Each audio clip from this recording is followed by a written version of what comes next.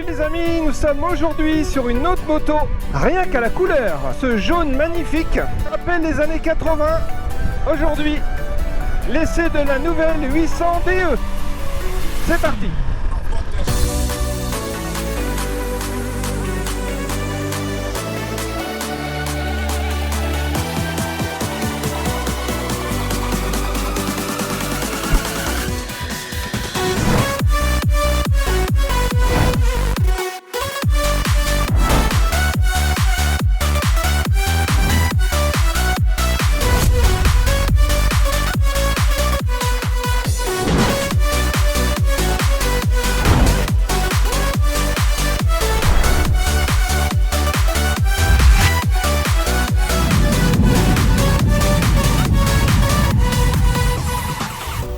Avant d'entamer un chemin, je voulais juste regarder, là je suis sur le ralenti à 11 km/h, léger faux plat, je touche pas l'accélérateur, donc je suis sur le couple de la moto. Première 11 km/h, elle tient bien son couple. C'est intéressant parce que ça permettra de voir ce que ça donne sur les chemins. Est-ce qu'on peut compter quand même sur le bas régime facilement? Est-ce que la démultiplication est adaptée? On a un 21 pouces devant, 17 à l'arrière. Je vais passer sur la seconde pour voir ce que ça donne. Alors, je mets un petit peu de gaz histoire de... Hop, on met la seconde. Et qu'est-ce que ça donne en seconde? Pareil, au ralenti. Alors ça claque pas, mais on sent qu'on est vraiment sur le plus bas possible. Vous voyez, on est à un petit peu plus de 1200 tours. Et là, on a 15 km/h en seconde. Mode A ici. Donc normalement, je suis dans un mode un peu plus dynamique. Et puis, je vais regarder ce que ça donne au niveau de la pêche. Je suis en seconde là. C'est pas mal. La première va pas donner grand chose, je vais le faire histoire 2 par curiosité, puis après je vais monter jusqu'à la 4e par exemple, je vais bien voir, ou 5. Et ensuite on se retrouve dans les chemins.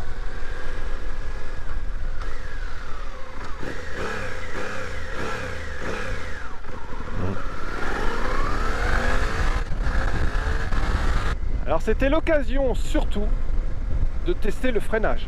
Le mordant il est là, le feeling il est là. Ouais, le freinage il est là, c'est vraiment nickel. Au niveau avant, parce que là je suis sûr. Et l'arrière, c'est pas mal aussi. Il y a ce qu'il faut. Un peu moins de mordant, ça évitera peut-être de bloquer la roue aussi. Si je jauge les deux. Oh ouais, on est bien. J'aime bien faire ça parce que c'est là que je vois la réaction. Est-ce qu'il y a du pompage dans les suspensions ou pas? Est-ce qu'elle est vraiment... Alors, on sent que c'est un super comportement. Côté route, rien à dire. Rien à dire. Franchement, regardez. Non mais ça m'amuse parce que c'est tout léger. C'est tout léger, c'est pas physique à faire. Allez.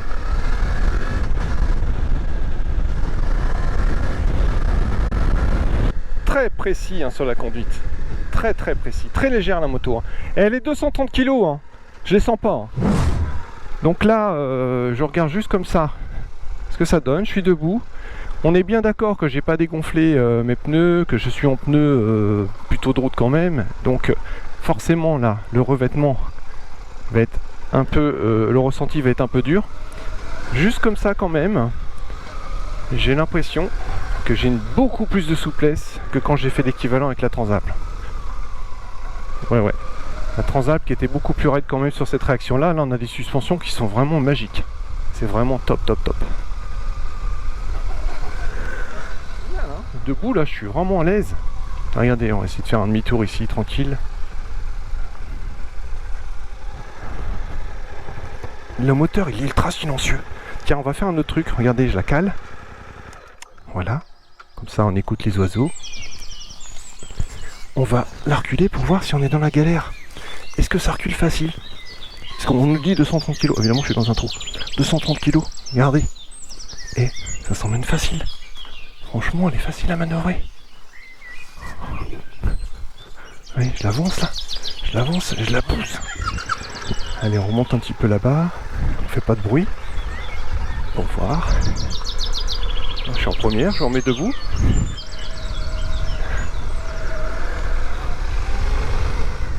Ouais, au niveau de la sensation de conduite là, je suis vraiment beaucoup plus précis que la Transalp à ce niveau-là.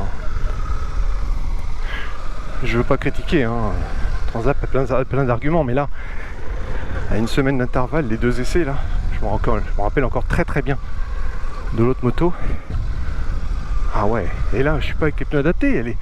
Ah puis la suspension elle est énorme, c'est énorme, la souplesse là. Ah j'ai l'impression de me retrouver dans l'esprit de la T7 avec un petit confort supplémentaire. Je vous parle pas de la selle, hein, qui en plus en apporte.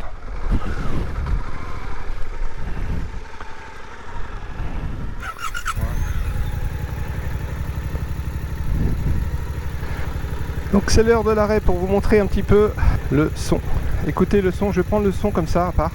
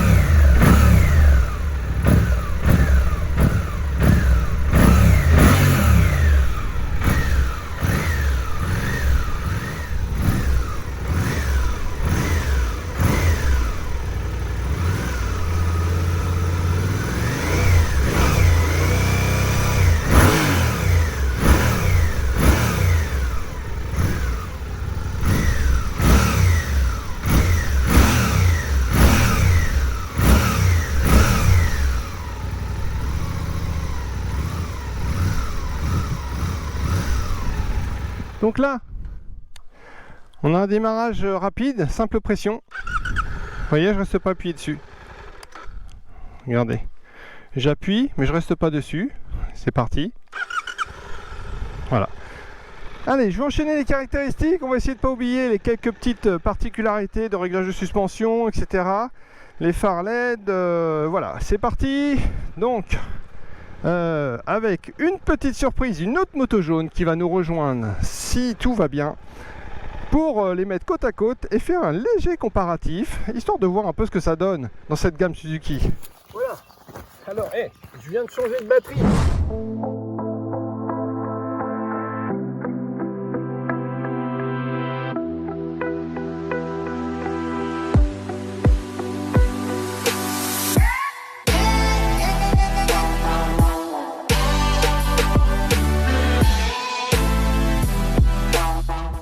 On est plutôt sur une moto qui est gardée un peu la hauteur par rapport à mes jambes.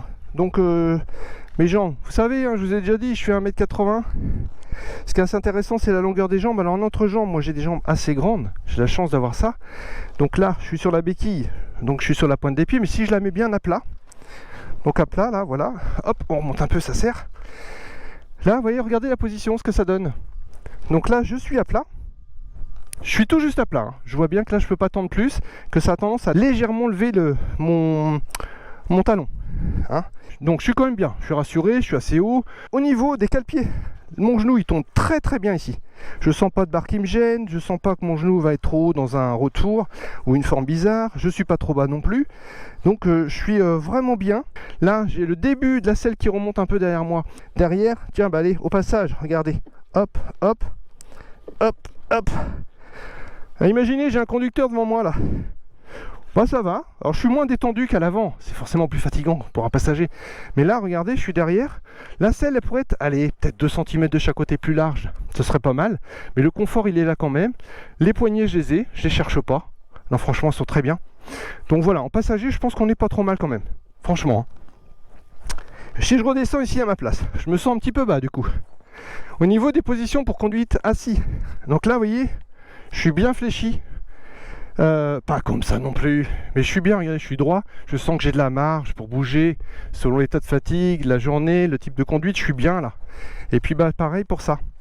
Et là, je voulais vous montrer, donc, je vais redescendre les petits cale-pieds là, les remonter pardon. Là, si je tourne, regardez le guidon, très très facile. Ça permet de faire des demi-tours d'ailleurs ça dans les descentes, hein. Là, le guidon, donc on peut encore bouger, le pousser un petit peu vers l'avant ou l'arrière. Hein, là, il est facile d'aller ajuster réellement sa position et puis travailler, pourquoi pas, ses commodos et tous ces leviers de frein et embrayage. Mais au-delà de ça, là, telle qu'elle est, on a l'impression qu'elle a été réglée pour moi. Je vois qu'on est au maxi quand même, là. Hein. Il ne faut pas aller fixer trop de choses ici. Hein. Fixer, je sais pas, moi, des compléments et des téléphones. C'est pour ça qu'il faut bien travailler ici la partie tablette pour les GPS. Parce qu'ici, vous allez mettre sûrement des bracelets qui vont venir qui risquerait de toucher, abîmer le réservoir. On a très peu de marge ici. Vous voyez, regardez là. Hein, on est, bon, ça va, hein, il y a 2 cm facile, 2,5. Mais voilà, mieux éviter de mettre des choses. Le compteur, quand on l'allume, bienvenue chez Suzuki. Bienvenue sur la V-Strom 800 DE. Parce qu'on parlait de DR, on parlait d'XT, on parlait de plein de choses. DE, pourquoi E? Moi j'ai le D pour dual. Au passage, oui, ici c'est un bicylindre en ligne. Hein. Beaucoup diront la V-Strom n'a plus trop son nom parce que le V faisait penser au moteur Twin, le V-Twin. Et qu'ici on est plutôt sur un cylindre, des cylindres à plat, et certains mettent un peu d'humour en disant mais pour les puristes passionnés de V-Strom, dire que maintenant on est sur une P-Strom. Parce que voilà, un moteur à plat et pas en V. Bon. P-Strom, alors là, Suzuki, bah, ils ont fait autrement, ils se sont dit on va l'écrire en tout petit, hein, le V-Strom. On se rappellera qu'on est dans l'esprit et dans la lignée des V-Strom qu'on a toujours connu, mais on n'a pas toujours dit V-Strom, avant on disait DR, Big DR. Donc là, bah, on va être sur une DE, et on met bien en grand le DE, 800 DE, en référence à V-Strom, mais on parle plus du V en grand, puisque de toute façon on n'est plus sur un V-Twin. Ça va les explications? Ouais, j'espère. Ça se trouve, je dis que des conneries, mais bon. Il n'y a personne pour m'entendre et me contredire, alors on va dire que c'est bon. Très lisible, il y a toutes les infos d'un coup, on les cherche pas, j'aime bien la répartition des couleurs, l'affichage. Quand j'ai allumé, franchement, j'ai pas cherché tout de suite mes modes de conduite, mes infos essentielles, quoi. Tout de suite, ça a été spontané. Puis ici, on monte ou on descend dans les modes qu'on choisit, et puis voilà, c'est tout fait. Hein. Le klaxon, on est en forêt, hein, les gars. Donc le klaxon, je vais vous montrer debout en position là, de off-road, vous voyez. Donc là, on est pas mal parce que sur les cale-pieds, je suis bien. La largeur, faut pas plus, hein, mais la largeur, je suis bien aussi. Je vois bien comment elle va se comporter. Je sens que la moto, là, elle travaille. Son poids, il est bien là. J'ai pas l'impression d'avoir un truc qui se traîne derrière. Là. Je sens que mon poids, il est là. Que c'est moi qui emmène la moto. Et donc, l'endroit où je veux aller, je vais y aller, quoi. Je veux aller là, je vais là. J'ai bien le bon prolongement. Et c'est ce qu'on attend, en fait. C'est qu'elle aille avec nous, qu'elle nous accompagne sur les mouvements qu'on veut faire. La V-Strom, donc on connaît bien la 650 et puis la 1050. Et là, on a enfin Suzuki qui nous fait une taille intermédiaire et qui nous propose une 800. Alors, c'est pas une grosse 650 ou une petite 1050 d'avant. C'est un moteur totalement repensé. On abandonne le moteur V-Twin. Là, on est sur un moteur inédit, tout nouveau. Et ce moteur permet de faire un bon compromis avec le Roadster qui existe dans la gamme aussi maintenant depuis cette année, qui est la GSX 800S. Coloris, je vous envoie tout de suite là, en petite image encadrée, en gris et jaune, et aussi une bleue et noire. Là, pour finir, c'est pour du off-road ou pas? Côté off-road, moi je dis qu'elle a une super prise en main, super moteur de selle, et pour du TT, ça reste très personnel, hein, la taille d'une moto. Hein. Et puis chacun sera à l'aise ou pas selon sa physionomie, mais on va retrouver au guidon, moi j'ai trouvé que j'étais vraiment très à l'aise tout de suite. Regardez la surprise du jour. Donc là, on a la surprise de jour. Je vous avais dit ça au début de la vidéo, il y aurait une surprise. Donc, dans la série des jaunes, cette année, on a l'avantage d'avoir une 800 DE, donc, dont je ne parle depuis le début, pour ceux qui sont encore là. Et vous avez aussi le comparatif toujours en jaune, magnifique jaune avec la 1050. Donc, c'est quand même une chance cette année de pouvoir présenter les deux modèles du même coloris. Et puis voilà, quand là, on ne sait plus quoi dire, on fait ça, puis on coupera au montage, puis on fera une autre pause. Hein, allez.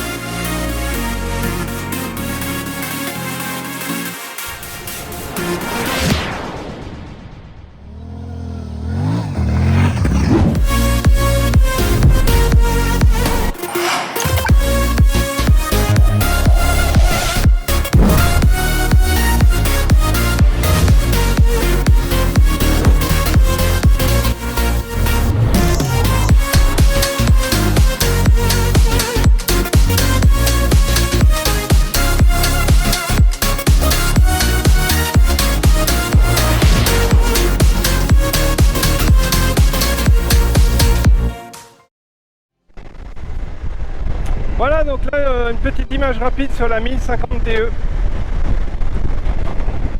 La grosse différence que je vois quand même là sur la route, je parle, hein, par rapport à la 800, elle est un petit peu moins vive en changement d'angle. Elle est plus pour faire de la grande courbe, un peu plus physique à tenir dans le guidon. Je pense que l'avant a plus son poids. Putain, c'est plus haut. Ah la vache. Et plus haut avec un poids qui est en haut qui t'emmène. T'as du poids en haut. T'es moins à l'aise sur tes pieds. Là l'écartement ça gêne. Les courbes. Il faut l'emmener, elle veut pas y aller. Putain, elle veut redresser à chaque fois. Le moteur, il vibre énormément. Par contre, non mais là, t'as vu quand ça vibre même dans les fesses et tout. Et puis la selle est trop dure. Là, j'ai mal aux fesses là-dessus. Puis là, je sens, regarde, je sens que là c'est trop haut, trop large. C'est trop large là. Oh putain, elle est plus haute. Ah la vache, il fallait me faire avoir. L'embrayage est plus loin. Et elle est plus haute hein, au niveau pied.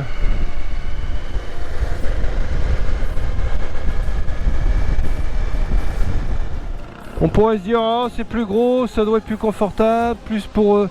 Je sens que c'est plus de la contrainte à rouler là. Il y a un truc qui fait que... Ah, elle reste droite. Si la roue est avant, tu vois, il n'y a pas de souplesse dans le châssis, dans le cadre là. Putain, elle est dure à emmener quoi. Pour la... Ah, pour la pencher là. Ah là là.